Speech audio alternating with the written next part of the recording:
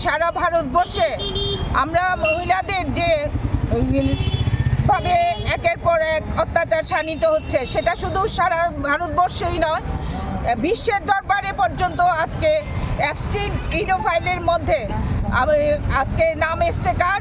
আমাদের PM মোদি, তারপর কেন্দ্রীয় মন্ত্রী হরদীপ সিং পুরী এবং PM মোদির বন্ধু অনিল আম্বানির নাম পর্যন্ত এসছে।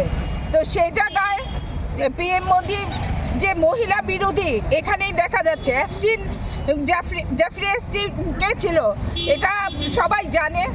নাবালিগ বাচ্চাদের শোষণকারী এবং মানব পাচারকারী তস্করির সঙ্গে আমাদের কেন্দ্রীয় মন্ত্রী এবং PM মোদির নাম জড়িয়ে গেছে। তো সেখানে তারা কোনো রকম অ্যাকশান নিচ্ছে না। আমরা ত্রিপুরা প্রদেশ মহিলা কংগ্রেসের তরফ থেকে এটা আমরা জানান দিচ্ছি, আমাদের মহিলাদের নিরাপত্তা নিশ্চিত করার লক্ষ্যে PM মোদি অবশ্যই যেন হরদীপ পুরীকে তার পদত্যাগপত্র জমা দেওয়ার নির্দেশ দেয় এবং যতক্ষণ না এই ইস্তফা দিচ্ছে ততক্ষণ সর্বভারতীয় মহিলা কংগ্রেসের তরফ থেকেও জানানো হয়েছে যে এই আন্দোলন জারি থাকবে। এখন তাদের শুনতে পাচ্ছি যে তাদের হরদীপ পুরীকে ক্লিন চিট দিয়েছে। বাহ মোদি সরকার, বাহ! মহিলাদের উপর যারা নারকীয় অত্যাচার সংগঠিত করছে, বারবারই মোদি সরকার তাদের উপর তাদেরকে প্রশংসা করছে, তাদের ফুলমালা পরিয়ে সম্বোধন করছে। আপনারা ক্রমাগত দেখে গেছেন একের পর এক যে নারী বিদ্বেষী যে এই সরকার, সেটা আবারও প্রমাণিত হয়েছে। এর আগে উত্তরাখণ্ডের অঙ্কিতা ভান্ডারীর ভিআইপির নাম লুকানো হচ্ছে, তাকে গ্রেফতারের আওতায় আনা হচ্ছে না।